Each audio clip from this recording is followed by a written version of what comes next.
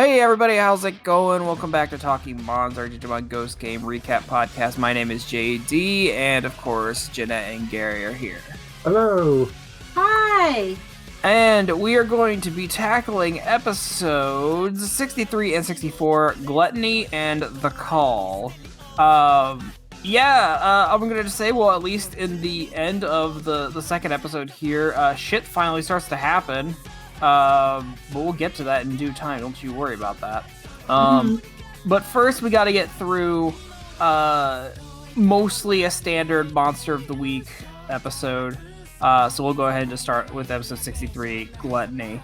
So basically, this episode revolves around like a curse is going around where people are just insatiably hungry. No matter how much they eat, they're wasting away and dying.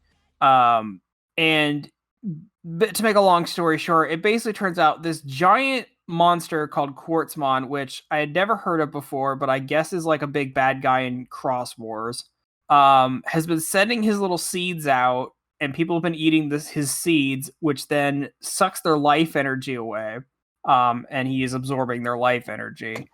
And for the whole episode, you're thinking, okay, he's a giant asshole. He needs to be stopped. And then he decides at the last second to show why he's doing it, and he's doing it to protect a farm of baby Digimon who need nourishment. And he's just like questioning, like, well, the humans need to die or the baby's gonna die. I mean, that's your ethical dilemma here. I mean, it all gets resolved in the end, all happy and all whatnot, but. Oh god, that was rough though. Yeah. Just watching everyone just starve to death. But is there starvation and death worth these 100 babies that are under his watch? Who's to say? Man, I was really, I don't know. I'm not really sure how I feel about this. Maybe how about you guys? Oh, I thought I was totally like it wasn't one of the better episodes, I don't think, and I'm not going to defend it as it was. But I thought it was an effective episode, and that gut punch at the end where he just opens up his like cavity, and there's all these baby Digimon, and I was like, yeah, oh, I can't hate him, I can't be mad. I kind of want the humans to die for the baby Digimon. They're so cute. No, I like Ruri though, so I don't really want her to die. But I mean, look, the babies, they're cute. Yeah. Yeah. And then there's a part where they're like when they're talking with the baby Digimon and the baby Digimon are participating in the conversation, like there have not been a lot of baby Digimon in the show, so be still my heart. Yeah, it's been at least like rookie and above, at least. Not a lot of lower level monsters have been showing up. The good news is it's one of those definitely happy endings. But when they're like, when Jellymon's like, I got a farm upstate. We can make this work. And farm upstate is not just a colorful euphemism. Metaphor. No, she really does have a farm upstate. Yeah, just because she does. But it's one of ends on a surprisingly bittersweet note rather than these episodes usually do, because then we find out that Digimon are just flooding the human world. Yeah. And the issue's not really resolved. No, not definitely. Well, definitely not yet. Gary, what about you? I really like the setup, like the whole mystery surrounding Ruli. Like, okay, first of all, I want to go to one of these festivals where you can have like 3-hour time, or you can eat anything you want. Like Right. That sounds hecking fun. Where is this kind of thing? I want to go. Yeah, that sounds amazing. Second, oh my god, it's so creepy. Just how Ruli was like gonna eat people. Well, yeah, she like that hungry. Well, her mouth like turns all blocky, like a couple different Digimon have this kind of mouth. But yeah, she like even tries to like eat Gamamon. I think she tries to eat Kyo at one point. She does. Yeah. Oh, Gamamon's so sad that she bit him. Yeah, she's so... Gamamon. Why would you do that to poor Gamamon? He's baby. One funny thing about Jellymon's business scheme. She has a farm upstate. So does that mean that she's gonna make the baby work her farm so she can sell like vegetables and such? I like to imagine it's more of a like a dog retirement farm where they're just like, it's a big field where they can just like roam around and just be happy. Listen, she's got the healer like Ultimate and Mega. She's getting soft in her growing up. Yeah. She's developing a soul. Not a business scheme. Yeah. It's still there, but yeah, she's growing more compassionate over time. Yeah, I'm more okay with this episode in the sense that we got more information kind of about how Digimon are coming to this world unwillingly, and it kind of leads into the information we get into the next episode. But I don't know. I think especially now knowing that we do have a finite amount of episodes left because we have like 3 or 4 episodes. We have 3 episodes past what we're going to be talking today. To spend this on yet another Monster of the Week kind of plot, like, I don't know, it stings a little more that way. At the same time, though, like if they were going to do the Digimon, I'm glad they did like a subversion and they didn't just do it straight where it's like, yeah, he's a giant asshole like he was in the other series. Like especially if you were a fan of the other series, which I wasn't, so I can't tell you. I bet just that like that twist was just like a gut punch. Yeah, but in a good way. It also makes a whole lot more sense after the next episode on why there's suddenly like this many baby Digimon. It's like someone saw that coming. That's why the Digimon keep showing up, especially with like a bunch of babies randomly. I think the ending's going to be really sad, though. Of the show, I just have a feeling. Yeah, I agree. Yeah, I'm yeah. I mean, I definitely think this episode is made better by context of the next episode, but by itself, I'm just kind of on it. I mean, as I said, it's not its best, but I think this is going to be the last like little happy episode we get. Yeah, so. we're pretty much full on like plot mode from here on out. Which I mean, it's granted it's been like 2 years since we finished Adventure 2020. I'm pretty sure they did the exact same thing where they just like were spinning wheels until like the last like 4 or 5 episodes and then just like went straight like here's why everything's been going on instead of like peppering it through the whole series like a normal person. And go ahead. Oh no, sorry. But I feel like at least this one, I feel like it knew it wanted to be more of a Monster League slice of life show. It didn't really have the identity crisis that I felt like Digimon Adventure 2020 had, where it didn't really know what it wanted to be. Yeah, exactly. Yeah. Sorry. And there's no expectation from previous plotline, like from the original series, that we kind of have in the back of our mind. It's like, where's this going? When is this going to show up? Like, we have mystery that we wonder about, not that it doesn't have anything to compare with to the past. Yeah. So, I'm just... Not that there weren't some stinkers in Ghost Game, let's be honest, there were some stinkers. Yeah, but like I'm sitting here, especially now knowing how many episodes there's going to be and how many we have left, of just like how many dangling plot threads they need to wrap up in that short amount of time. Like the deal with Hiro's dad, what's going on with Gulu's Gamamon. Hiro still has Millenniumon's crystal. That hasn't been addressed since it happened. Speaking of Gulu's Gamamon, was that dark spot on Gamamon's back from this episode or the next episode, or both? I think it's the next episode. It appeared in this one, at the end of this one. Oh, is the end of this one? Okay. Yeah, because they started saying, because Hiro started doing the flashback to all the Digimon coming over, and they started wondering about, and the Digimon talking about the person who's sending them there. And then I think Gamamon says something, and right when he says that, like the black spot appears on his back. Yeah. But yeah, so I mean that's about all I got for this one. I got more to say about the next one, but yeah, it was all right, you know. Yeah, it's really well executed, the mystery wise. But it's kind of average. Yeah, it's like a good 3 out of 5. That's what I'd say. Yeah, I think that's appropriate. Jeremy Snow here, owner and editor-in-chief of The Geekly Grind. I'm interrupting your awesome, regularly scheduled programming to ensure that you know about our Geekly Grind podcast network, of which this show is a treasured member of.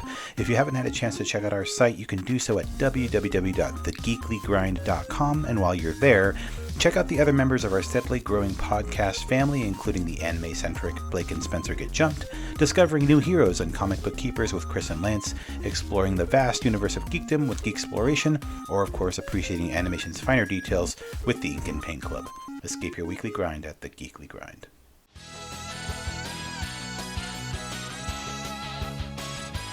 All right, we'll go ahead and move into episode 64, The Call. Cthulhu. Sorry, I just had to spoil that right there. No, Gary, I think you're completely right in saying that because because Dragomon, I forget what he's called. Basically Cthulhu. That is, he is basically that. So this episode is where, at least at the end, is where we get some real heavy drops.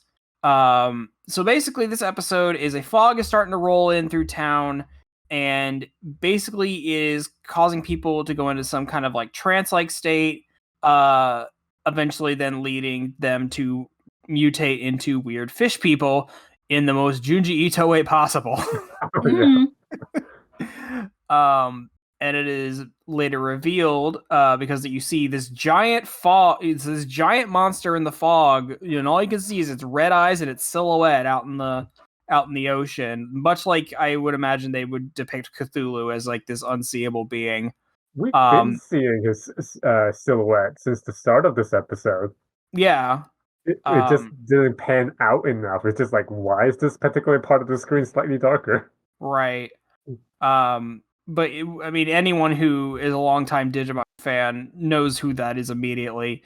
Because I was reminded of this on Twitter, like the day or two after it aired, is it's kind of calling back to season 2, the episode where Kari is drawn into the dark ocean because she's also drawn in by Dragomon into the ocean.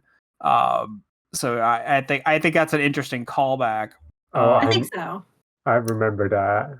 Yeah, that was kind of a fucked up episode from what I remember. Like Digimon got kind of dark for a minute. But yeah, so they finally figure out what's going on. They try to fight Dragomon, and somehow this giant energy triangle in the middle of the ocean just opens up and sucks him into a vortex, and I assume sends him back to the digital world or captures him or something. Turns out, remember a couple episodes we had like the anti-marine Devimon and all his little Divermon friends? Yes. Yeah, they came back and apparently that was their doing. They were the one who sucked up Cthulhu. And then they all get back to shore and a portal opens up and hey, Hero's dad just shows up out of nowhere. He's just like, oh hey Hero, what's up? And he like reunites with Gamamon, who Gamamon obviously he knows him really well and he's excited to see him. And I assume because of Hero's letter, Hakuto, who is Hero's dad, knows who like Ruli and Kyo are. And then it just kind of ends there. Mm-hmm. We are left with like, okay, Hero's dad is here. Cool. I guess we'll learn more about that in the next episode. Well, it didn't really end there. It has a little more going after that. Like it has the ending, the usual ending with like with Angoromon just saying something poetic. And then it just haikus. Yeah, and you would expect the ending song to start right away, but no, it snaps to like random like cityscape, whereas like suddenly all the power went out, all the internet went out, and all the Digimon suddenly like started to cry because it's not there anymore. The digital world's gone. Oh, that's right, yeah. Because they're like, he's like, I just have this feeling that the digital world is just gone. Like that's why Hero's dad got dumped out into the real world, because like the digital world just doesn't exist for some reason. And then Jellymon starts crying, and then shit's fucked because Jellymon never cries. And something I'm just remembering now, I think this is the first episode of the entire series that doesn't have the explanation of what hologram ghosts are at the beginning. It goes from like theme song right into episode. I know, because I used that time to get my water. Yeah, so it's like they like, we got too much shit to do in this episode. We can't explain to you for the 1,000th time what a hologram ghost is. No, what's interesting though, the holograms that disappear at the end of the episode are the ones that are always in the little thing in the beginning, though. Mm-hmm. Yeah, like the actual holograms, not the Digimon, but like Not like the little dog and the dragon, and yeah, those guys just like disappear. Yeah, because all the power is shut off, so they're not getting powered anymore. But yeah, Did you know if you lose your electricity, don't complain to AAP, complain to the digital world. no, I'm still gonna complain to AEP or whoever the fuck I have my electricity through. But yeah, so I think I'm liking this episode. I do like this episode in its premise, in the sense that like it is this like mystery fog. It has that kind of that Lovecraftian kind of mystery vibe about it. Obviously, with the Cthulhu imagery of just calling these people to the sea to turn them into weird fish people somehow, and it's like the way they explain it is that Dragomon is just like he can't help but make minions for himself. Like it's just what he does, I guess. So that's why he's like capturing people and turning them into fish people. So he's just like this weird eldritch horror being, and he needs minions, I guess. And they need to be weird fish people. He just wants friends. Okay. Sure. I find Oh, sorry. I mean, if he has to kidnap people and force them to morph into fish people to be his friends, who are we to stop him? He's just living his best life here. Yeah.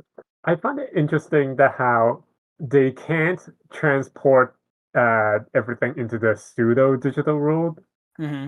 It just creates a bubble around them for this episode. Mm-hmm. Yeah, and I wonder. Now I'm thinking about it.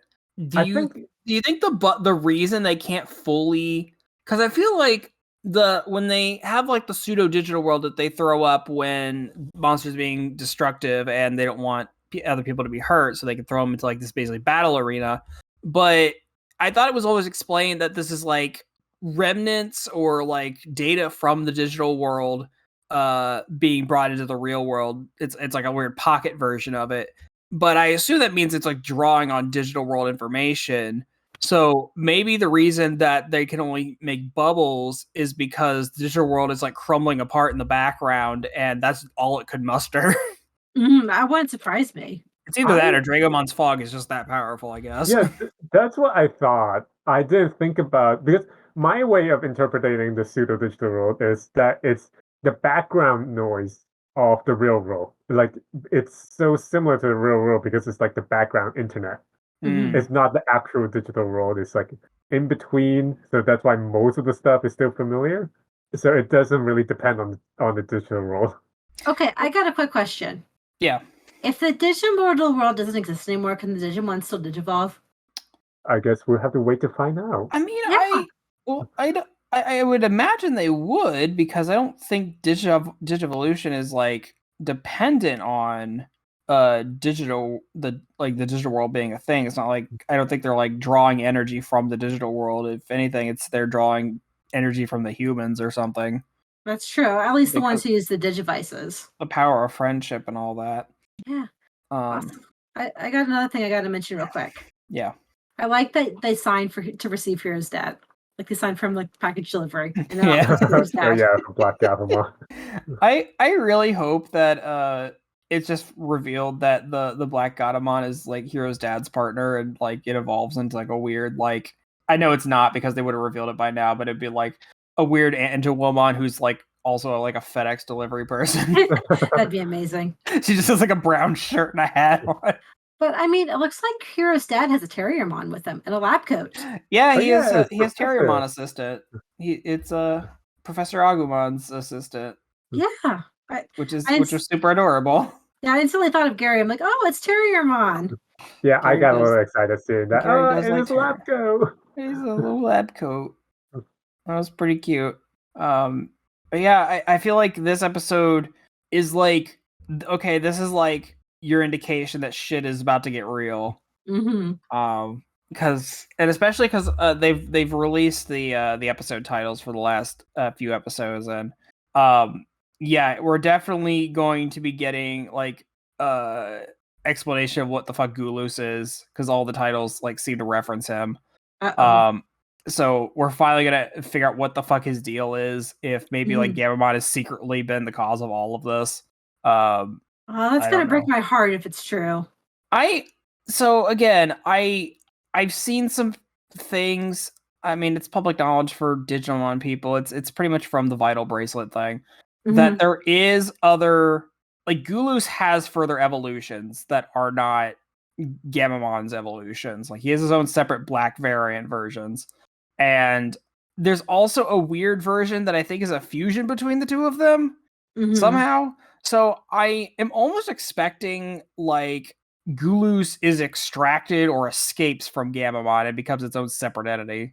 Mhm. Because he's just, like, tired of waiting for Hero to bond with him, that he's like, fuck it, I'm out of here, and, like, breaks away to, like, go be the villain, the big bad of the series, or at least working with the big bad of the series, whoever it actually ends up being. Mhm. Because other Digimon have, like, referred to Gulus as, like, this, like, dark conqueror or something. So obviously, like, I am very much leaning in the Gulus has been the secret guy this entire. We always know he's a bad guy, but, like, he's been the secret big bad guy the whole time. But I guess we'll see if that becomes true. And Few before we more go for a episodes. Persona ending where Gamamon has to accept his evil self as part of him, and they fuse into one. As long as we don't. What is it they always? As long as we don't go Persona 3 ways of getting there, I think we're good. But yeah, do you guys have any other thoughts on this one? I'm just really excited for the next episodes. I mean, it's not gonna. I feel like if they built up the burn a little more and we spent more time on it, that'll probably be better than what we got. But that doesn't, like, make me any less excited. I think it's gonna be a fun time. Yeah, I'm excited too. But I do have like little things that I'm curious about from this episode. It's like I know fishing is a very common pastime in Japan, but it's like would people like literally just like boat a bunch of like young teenagers out into the middle of a harbor on a wave breaker? It's like, here, just stay there for now, have fun fishing. Yeah, I'll come back when we get you.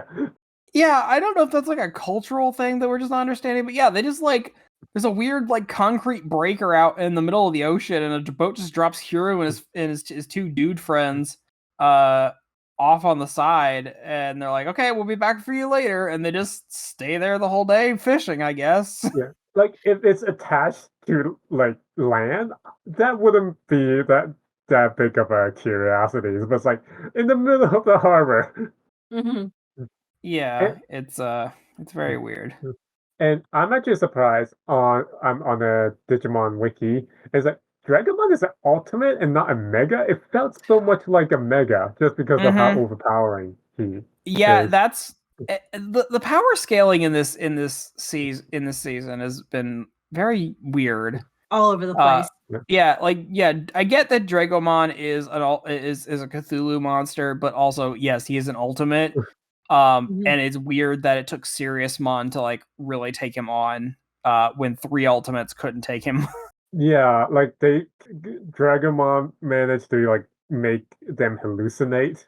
Mm-hmm. And I find it hilarious that it costs and they need sour plum to wake Dude, that was a them awake. fucking thing. It's Yeah, so the beginning of the episode, like, Espimon accidentally eats, like, sour plum candies, and it makes his mouth pucker up. So that, like, that's what brings them out of their hallucinations. And they're like, Mhm. I get that's a callback. That's a stupid callback. Yeah, no, I the second I saw the sour plum candy and they had that little thing, I'm like, this is later. I just know it. Also, I guess Espimon could just evolve when he feels like it now. He You just know what? can. Good for him. yeah. He's just such an independent spirit. He doesn't need Hero to decide when he's going to do it. He's just going to do it. I I've guess as only long as Hero's near him, I guess. yeah.